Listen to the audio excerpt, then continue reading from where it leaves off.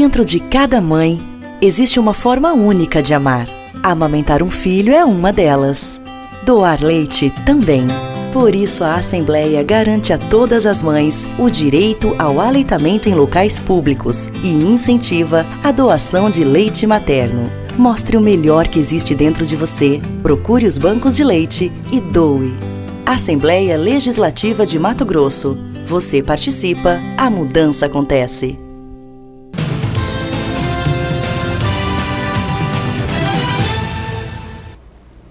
Olá! Postos fiscais do INDEA podem ser desativados por falta de estrutura. A categoria está em greve. Vai iniciar daqui a pouco o vazio sanitário da soja. Estes e outros assuntos nós vamos tratar agora com um membro do Sindicato dos Fiscais Estaduais de Defesa Agropecuária e Florestal de Mato Grosso, Antônio Marcos Rodrigues. Olá, Antônio. Vamos iniciar por essa situação da estrutura do INDEA. A gente sabe que o nosso estado é um estado eminentemente agropecuário, tem recordes, né, em várias áreas.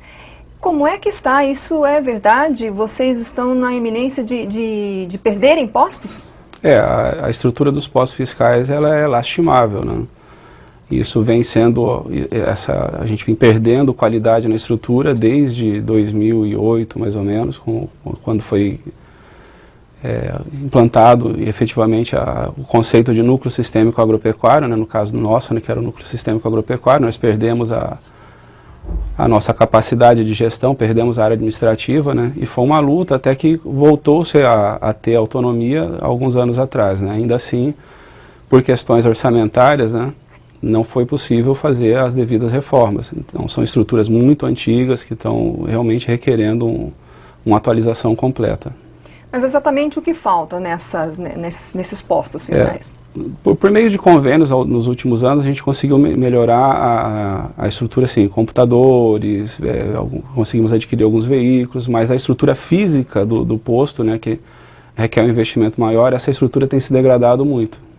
Esse pedido ou possível pedido de fechamento de postos viria do Ministério Público? Do Ministério Público, possivelmente do Ministério Público do Trabalho, né?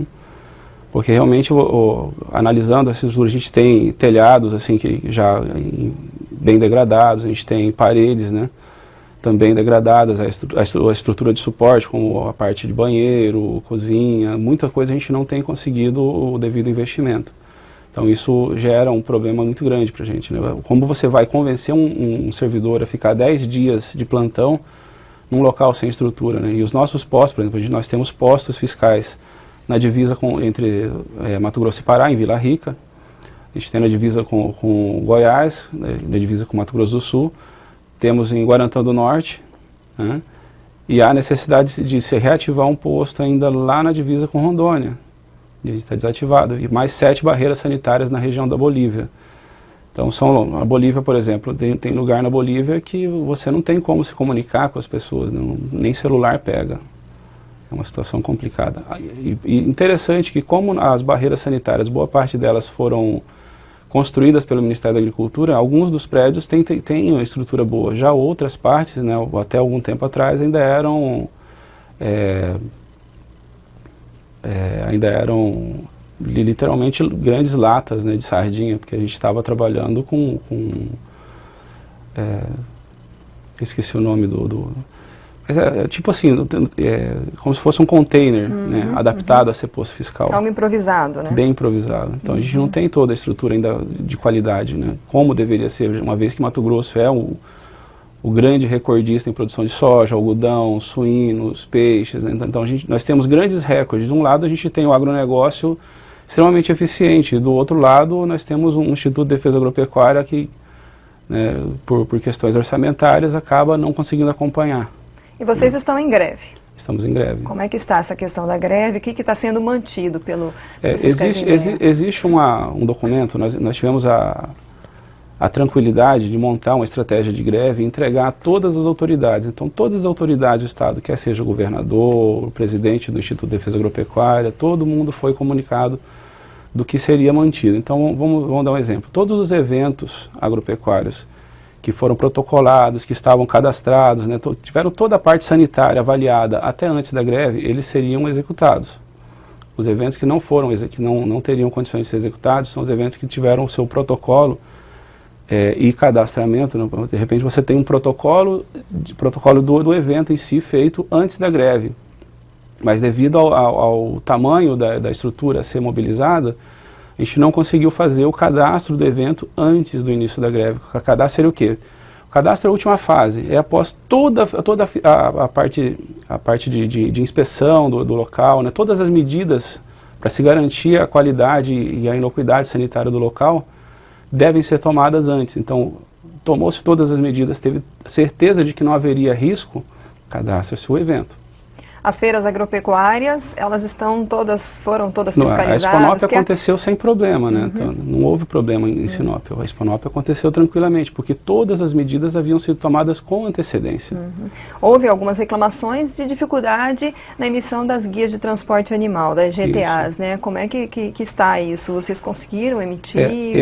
No caso da guia da GTA, a gente só tem duas modalidades, duas categorias que não são emitidas ainda no módulo produtor, que é a parte de suínos e peixes, né? O restante consegue se emitir no módulo do produtor. O módulo do produtor é uma solicitação, uma ordem de serviço que já está aberta há mais de um ano junto ao MTI, né? Então ela não foi implementada não porque o INDEA não quis, mas por uma questão interna de gestão junto ao MTI. Mas, teoricamente, todos os produtores que se cadastraram, que estavam em situação regular e que se cadastraram, no caso de rebanho bovino, eles podem emitir, né?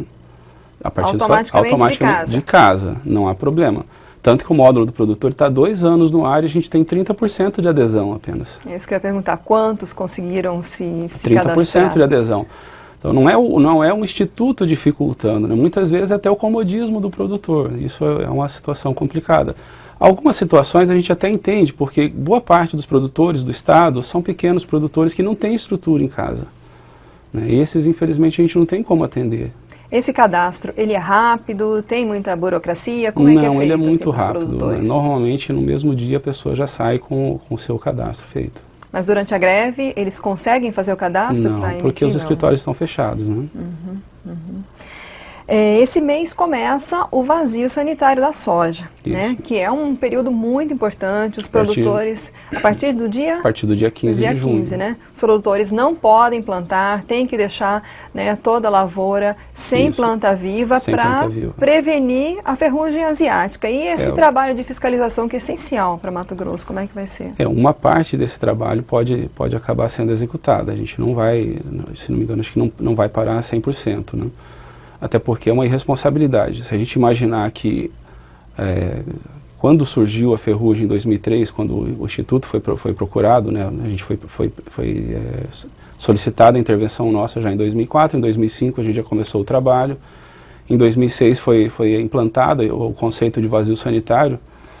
Imagina-se que o produtor voltou a ter viabilidade a partir do momento em que o vazio realmente começou a funcionar em 2006. Em 2007 houve uma redução fantástica do custo de produção e uma elevação novamente da produtividade. Havia se perdido muito da produtividade com o ataque do fungo, né?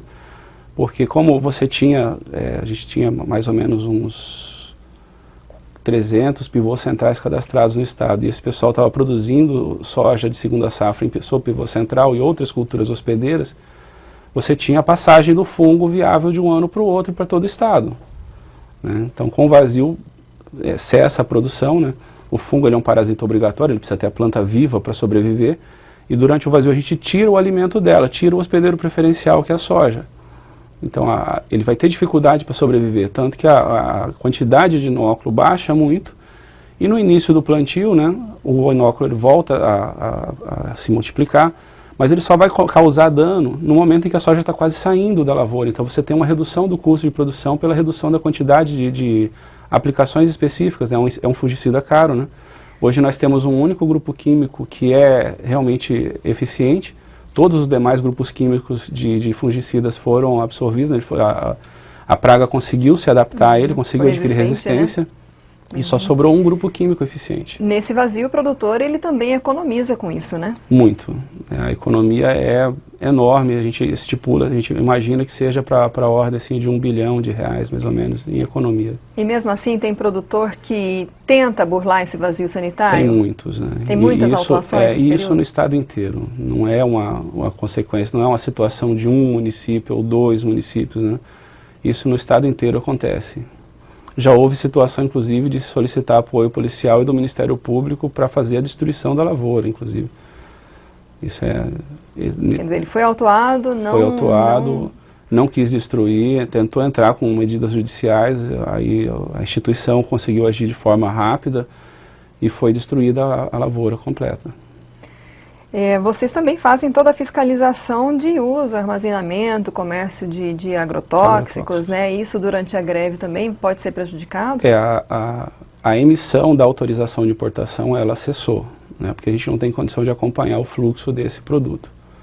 Eu não tenho como, imagina-se que agora seja o momento em que se repõe os estoques, né?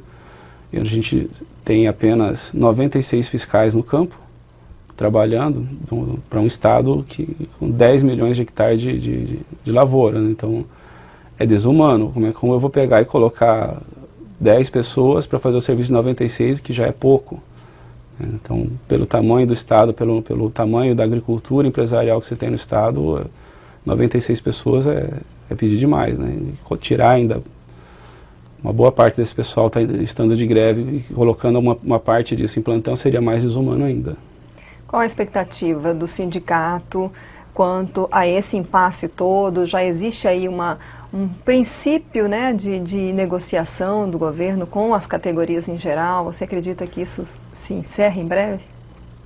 Eu acredito que venha a demorar muito ainda, porque a proposta que vem sendo defendida pelo governo de 6% dividido em 3 parcelas, com 5,28 pago caso se retorne, né, se abaixe o limite dos 49% imposto pela LRF para o Poder Executivo, é meio complicado. Imagina assim, que para que eu faça o pagamento do 5,28, vamos deixar por enquanto os 6%, eu preciso estar abaixo do limite da LRF. Então é uma proposta interessante. Se o Estado não fosse abrir novos postos, né? A gente tem notícia de 13.300 vagas a serem abertas no serviço público. Então, obrigatoriamente, imagina-se que nunca vai se atingir o limite, né? Nunca vai se baixar o limite da LRF. Cada vez que você tiver folga, você tem mais gente entrando.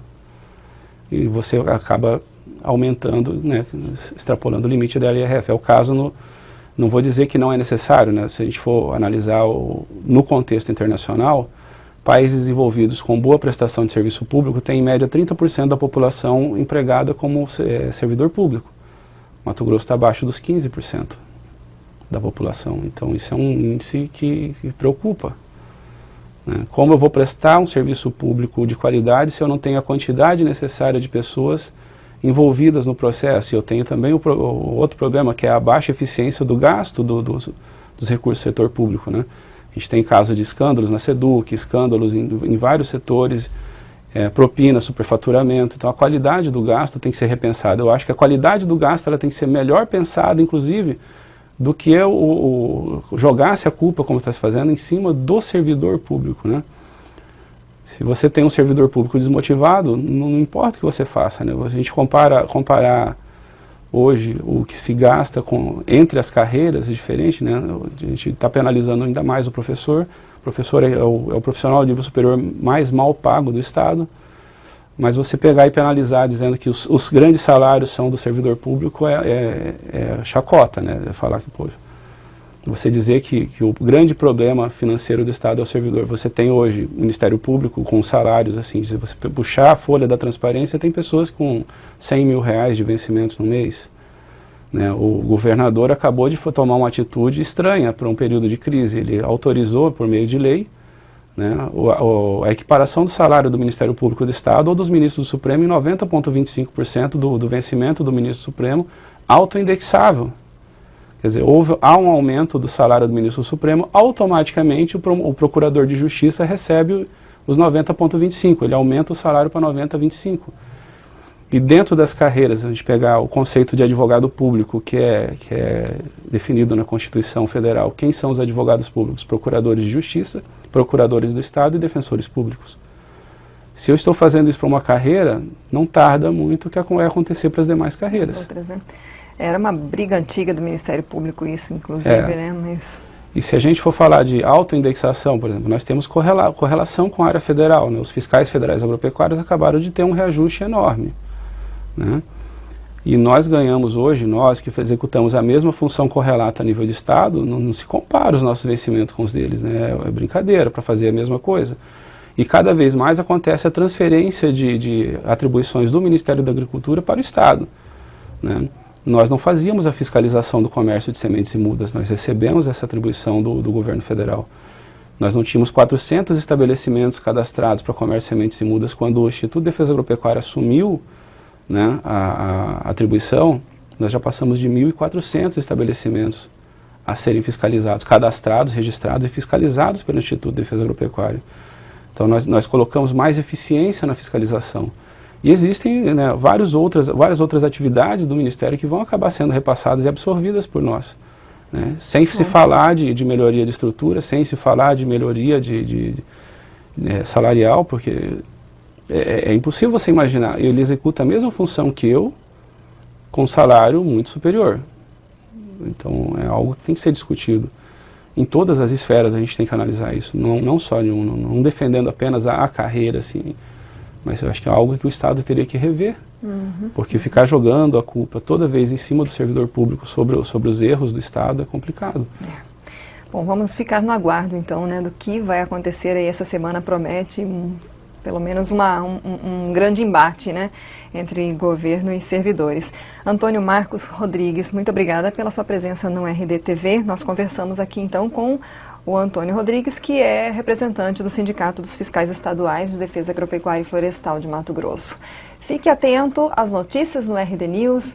Se você quiser rever essa entrevista, acesse rdnews.com.br/rdtv. Até mais.